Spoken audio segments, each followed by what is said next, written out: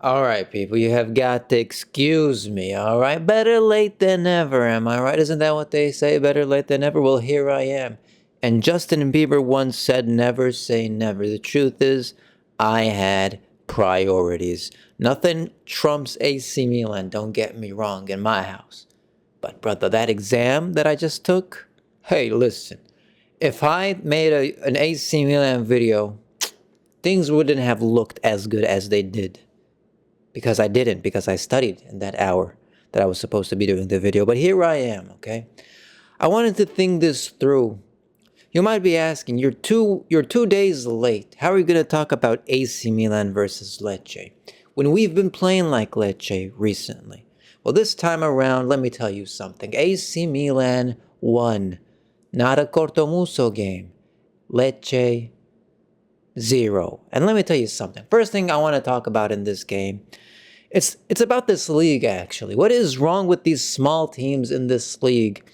Last time I checked, when you score a goal, you score a goal first and then you start your defending.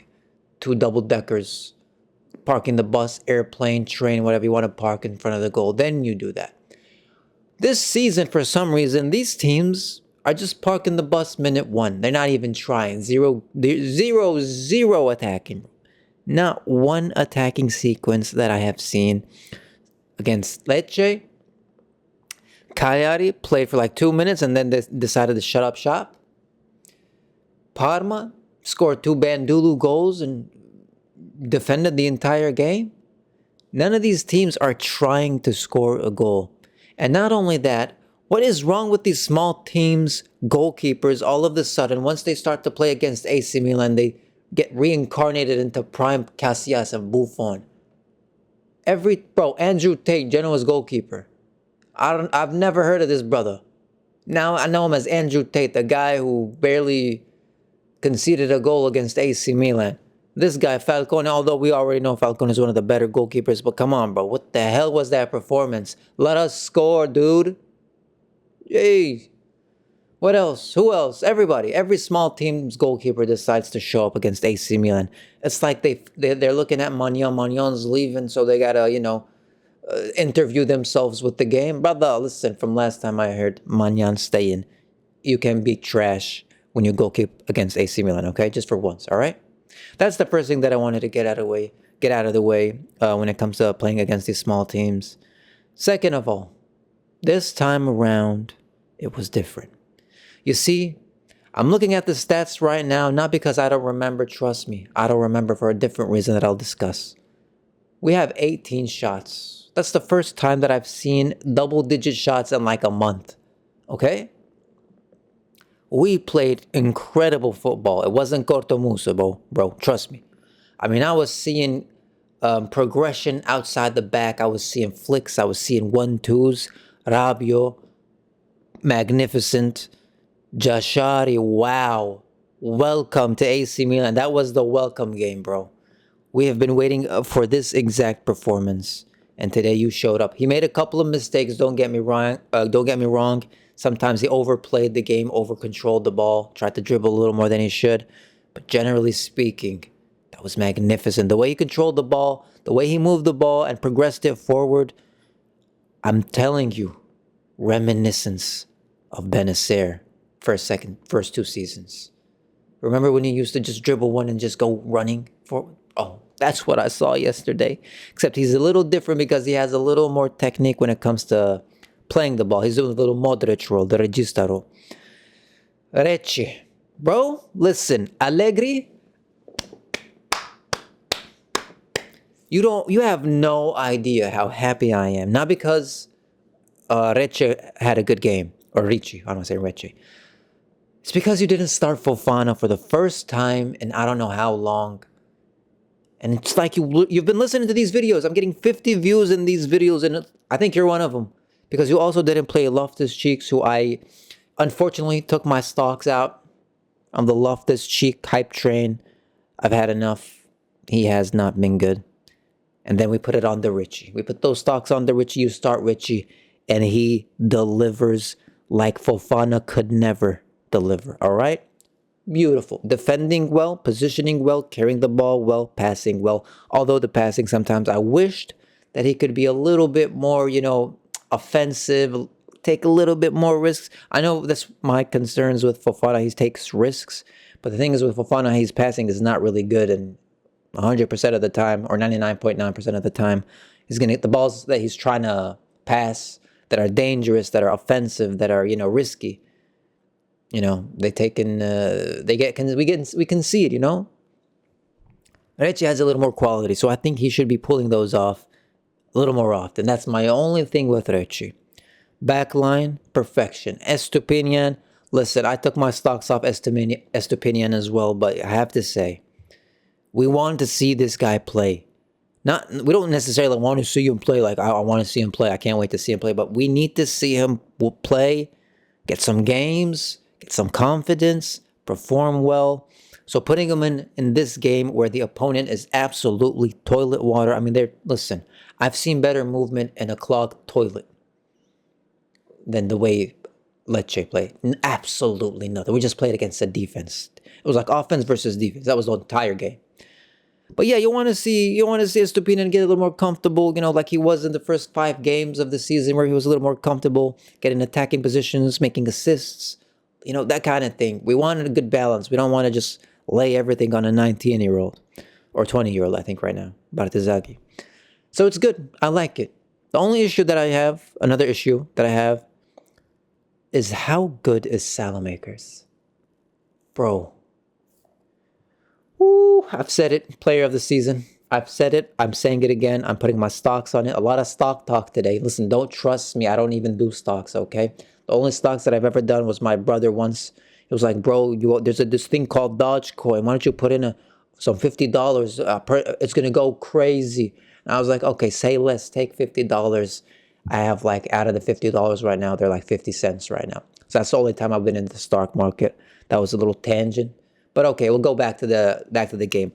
The issue with the Salamakers playing incredibly well is that when he is off, there's no alternative. Atakami he's an NPC at this point of time. He offers very little. Can't dribble. Not good with the 1-2s. Can't get out of trouble. He is fast. I'll give him that. But listen, we know the quality there's a lot. It's a huge drop from Salamakers to Atakami. What I suggest, okay, here, listen to me.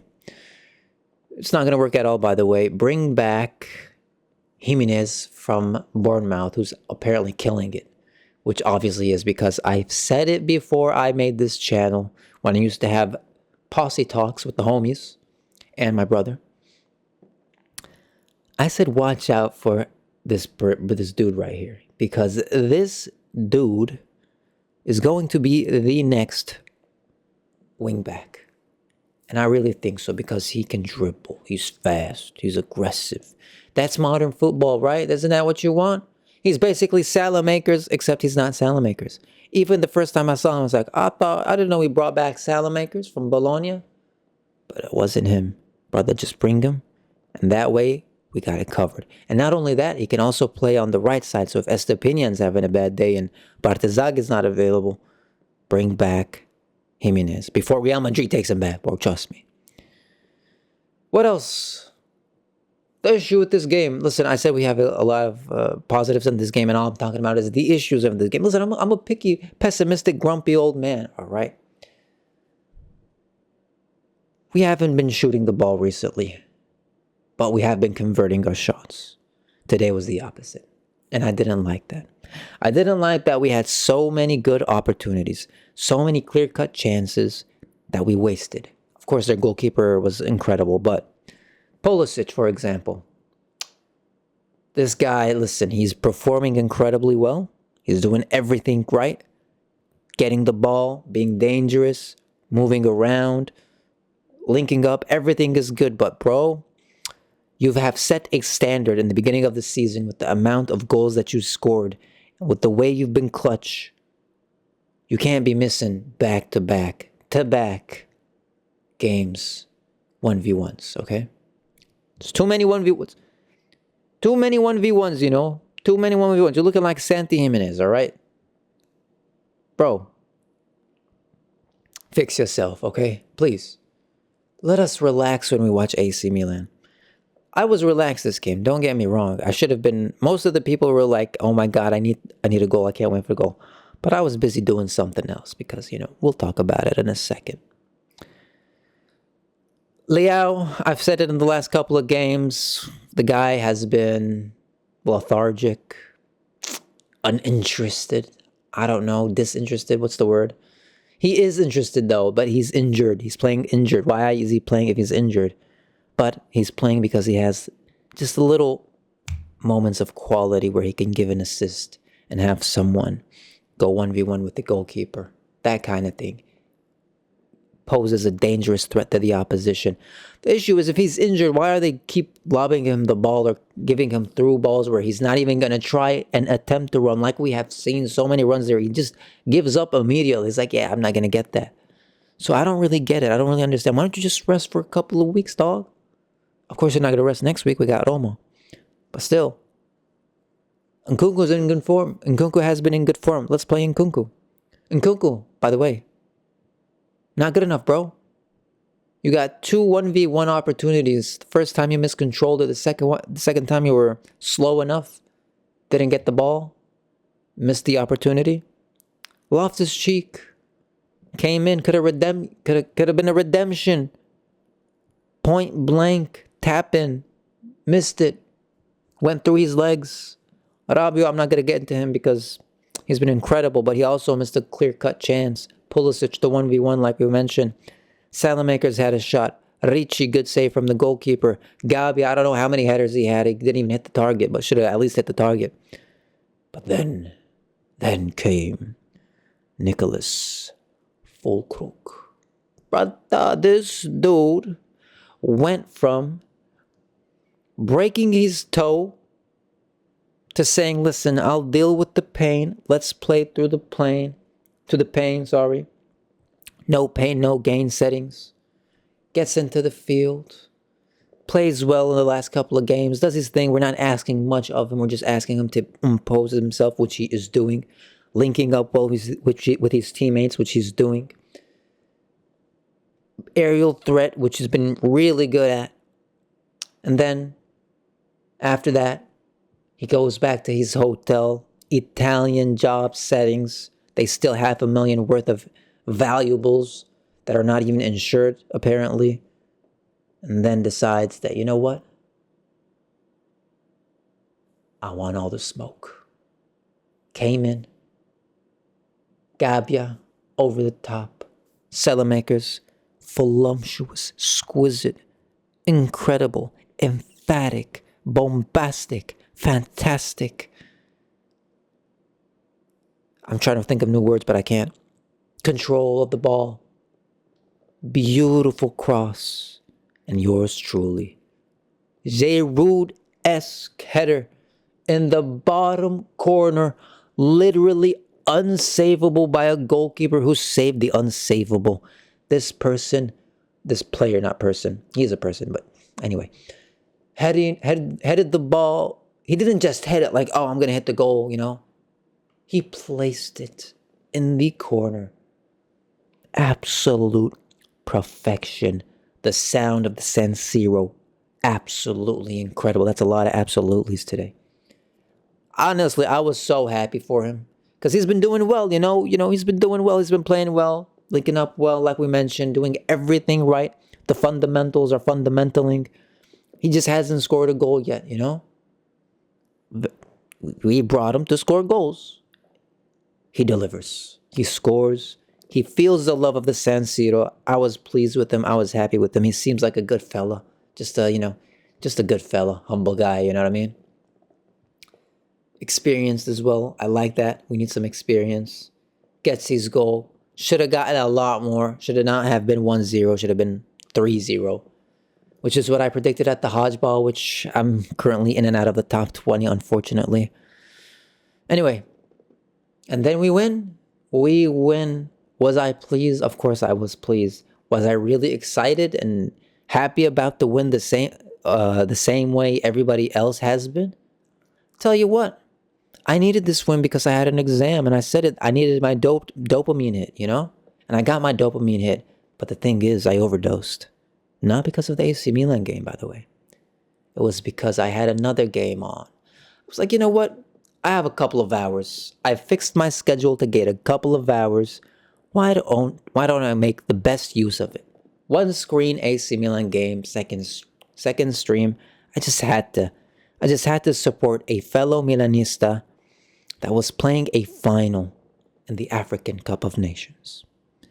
I had to watch Morocco versus Senegal, people. My boy Brahim Diaz, once a Milanista, always a Milanista. I had to go and support him. Player of the tournament so far, 5 goals, breaking records, 5 goals in 5 consecutive games. But the AC Milan game was nothing compared to the action-filled, action-packed, drama-filled game that was the AFCON.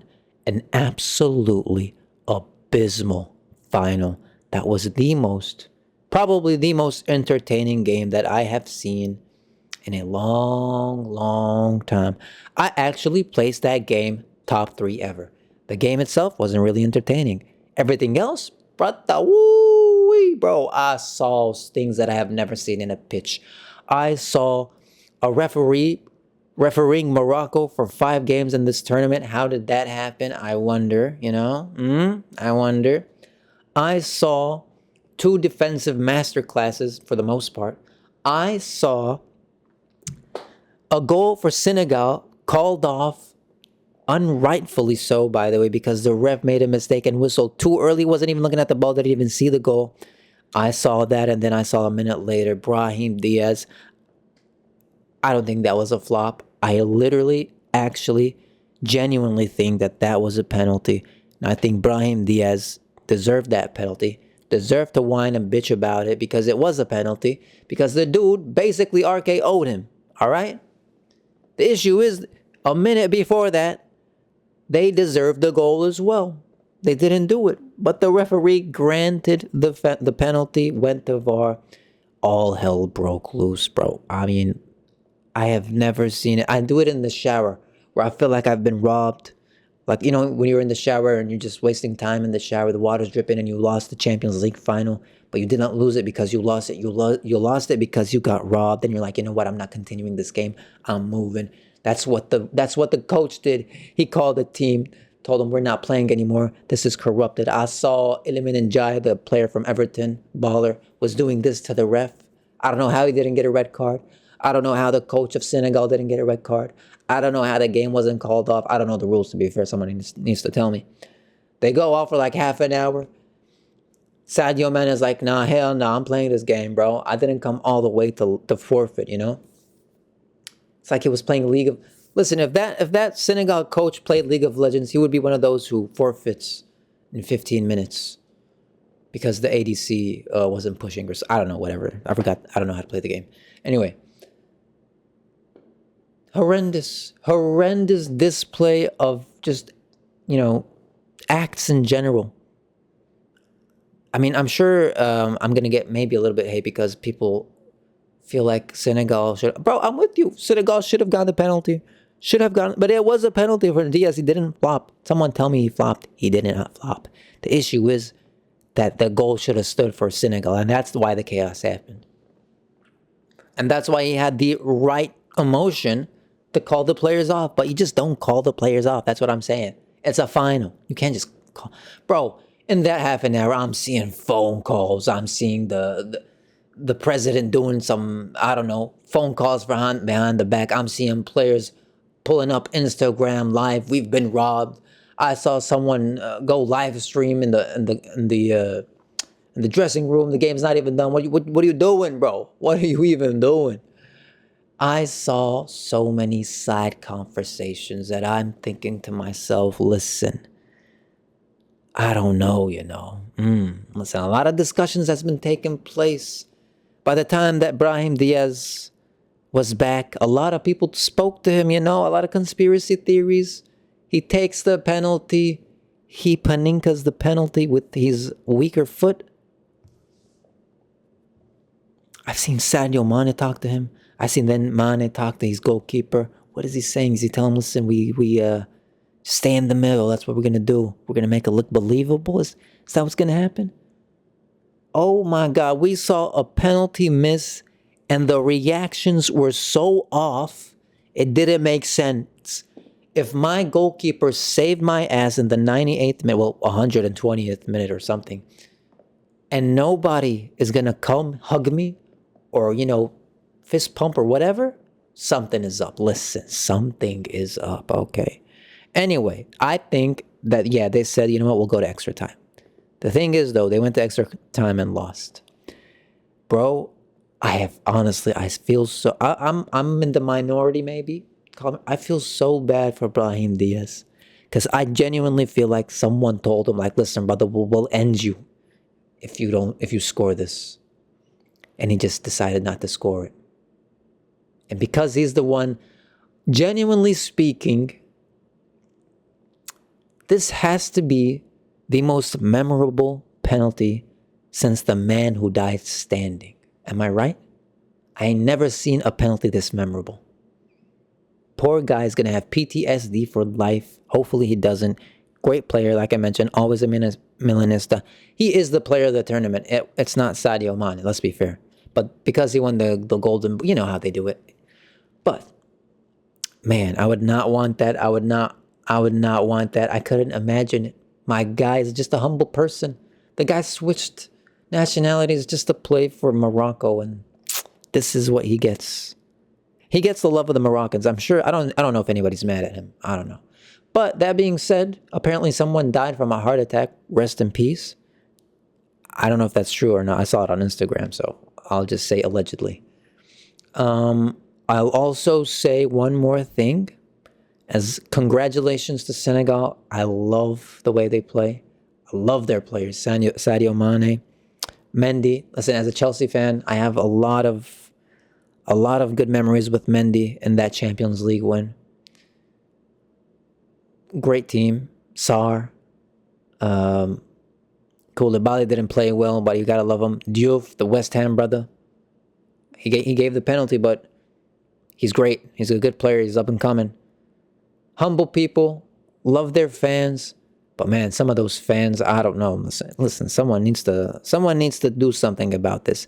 I ain't never seen a final where fans jump off their seats into the security like they're Jason Bourne from WWE doing a backflip from a cage match in the WWE from upside the cage, brother. They were jumping, hitting people. People were hospitalized. I'm seeing chairs getting fists up. Oh my God, I never seen anything like it.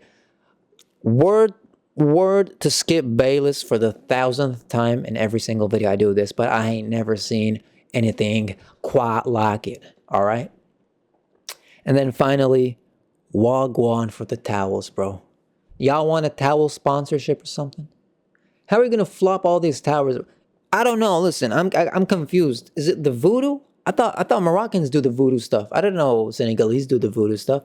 Is it that, or is it actually him, the goalkeeper, just to dry his gloves, which I don't really buy. Listen, let's be honest. Saw some videos doing up voodoo, doing up some kind of holy water. I don't know if it's dark black magic. I don't know what's going on down there. All I know is that people place really high priority, like honestly, protect the VIP Counter-Strike settings with these towels. I ain't never seen anything quite like it. With that, I think of it as a podcast. You know what? Think of it as a podcast, a little half an hour podcast.